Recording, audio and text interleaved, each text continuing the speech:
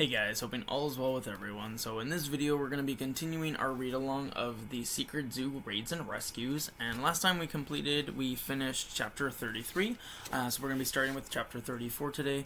I hope you guys are doing well, and I hope you enjoyed the read today.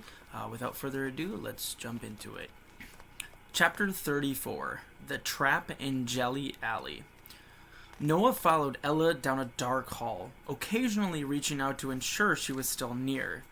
Though Noah couldn't see Tank and Hannah, he was certain they were still helping Tamarin along.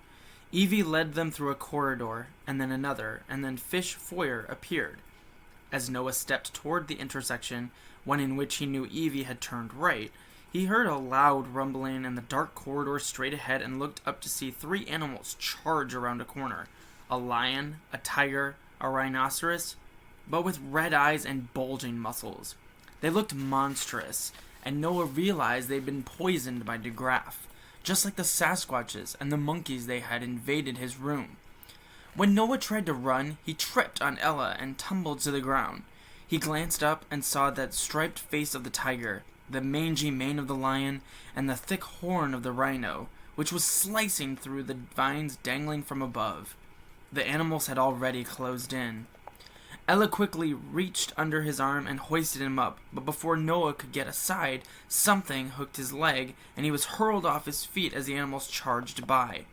His head thumped the floor, and stars streaked across his vision. He looked up. 5 yards now separated him from where he'd been standing.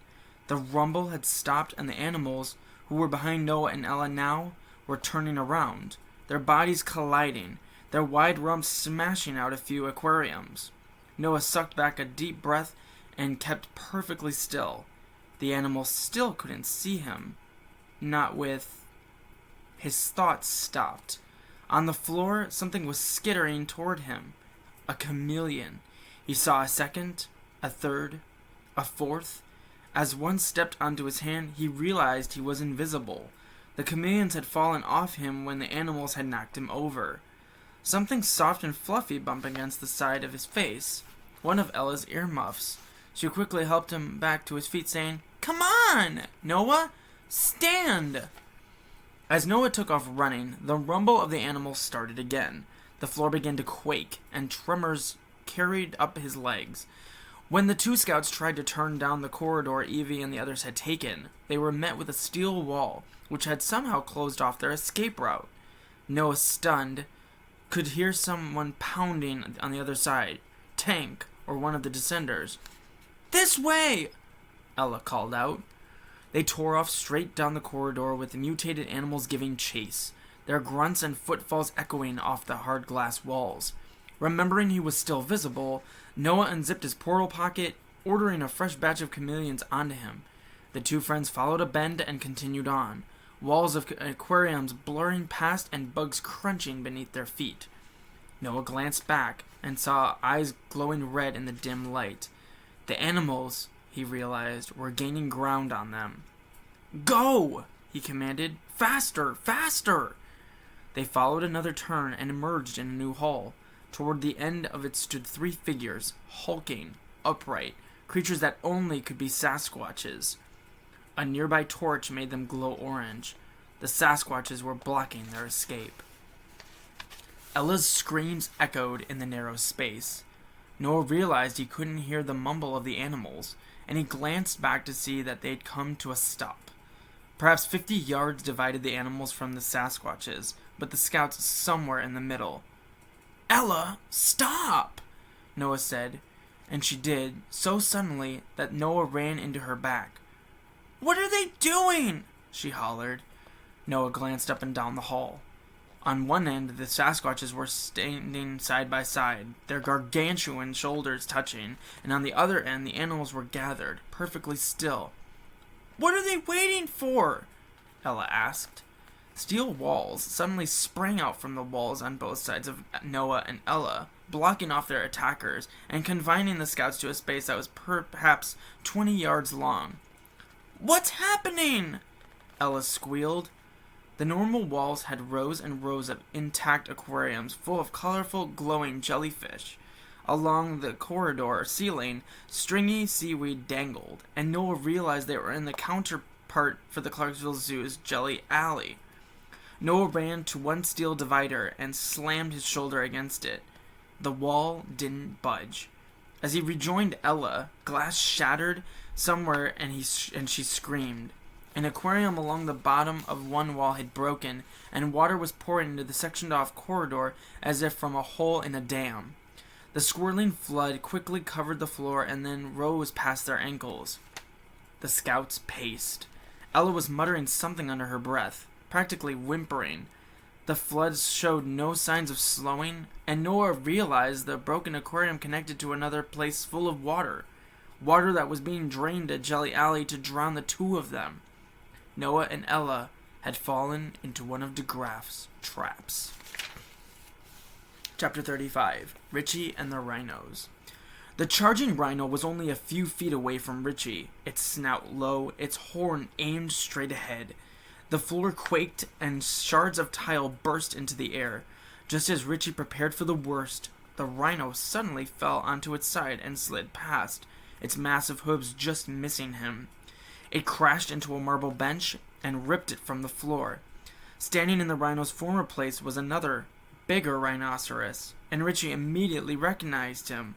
Little Bighorn. Richie jumped to his feet and moved in behind his animal friend, and the floor shook as the rhino got up. Little Bighorn stepped forward and came horn to horn with the rhino, which stood its ground for a few seconds and then slowly walked off. Its head hung low. When it dared to glance back, Little Bighorn grunted, and it quickly looked away.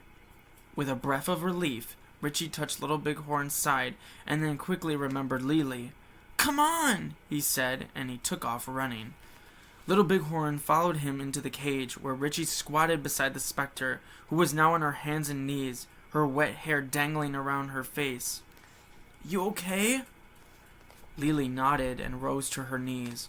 Around her, a few chameleons were crawling in the wet dirt, their eyes shifting nervously. "He was in one of the caves," Lily said when she saw Little Bighorn standing behind him. "Asleep, I guess." Richie nodded. As he stood, he helped Lily up. Then he patted Little Bighorn's side. "We gotta go." The huge rhinoceros understood what this meant, and he lowered himself to the ground. Richie climbed into the front spot on his back, and Lily took a seat beside him. "Hold on to me," Richie said as Little Bighorn came to his feet, and Lily's arms wrapped around his stomach. Little Bighorn trotted across the exhibit. At the rear door, he abruptly stopped and perked up his ears. Richie heard something just beyond the exit. Soft crunches. Feet coming down on a crisp autumn leaves. One of Lily's arms let go, and a second later Richie felt his portal pocket open, and then the pad of tiny feet as dozens of chameleons streamed onto him and Little Bighorn. Parts of the rhino began to disappear. But was there time? The crunching sound grew louder, and then the door flew open, revealing a security guard. His baton was raised, and he seemed ready to strike at anything. He came to a sudden stop and turned his head to listen to something. Richie looked down at himself and at Little Bighorn. Both were invisible. The guard reached his hand for his flashlight, decided against it, and stood with his elbow cocked out to his side like a cowboy at a showdown. Richie listened for what the guard could hear, and came up with nothing but the faint rustle of leaves and the weak drone of a faraway car. The guard reached out to his hip and powered off his walkie-talkie. Then he tiptoed through the open door. He came within 10 feet of Little Bighorn. 4 feet. 3 feet. 2. Richie realized there was nothing he or Lily could do to prevent what was about to happen, and a second later, the guard bumped into Little Bighorn's invisible snout and then let out a breathy grunt as he backed up a few steps, his baton still cocked, his eyes as big as round as quarters. His eyes shifted left, then right. He raised his free arm, and then he eased his trembling fingertips forward. They brushed the rhino's horn, and a chameleon leaped onto the guard's hand and began to crawl across it, making it disappear. Little Bighorn suddenly sneezed, and a wet burst of air flew across the guard, peeling off his security hat and coating his face in snot. As the guard repeatedly blinked, Richie saw what he saw, the full face of a rhinoceros. The guard glanced down at his own chest, where strips of his body were now disappearing. A few chameleons had been flung off a Little Bighorn. The guard dropped his walkie-talkie and ran outside. If he had stayed around a few seconds longer, he would have heard Richie say, "Charge!" as Little Bighorn stomped out of Horns Aplenty and crushing the walkie-talkie on his way. And I'll stop the video there, ending chapter 35, but I hope you guys enjoyed this video. Please take good care of yourselves and be safe, and I look forward to seeing you in our continuation of the Secret Zoo Raids and Rescues. Bye.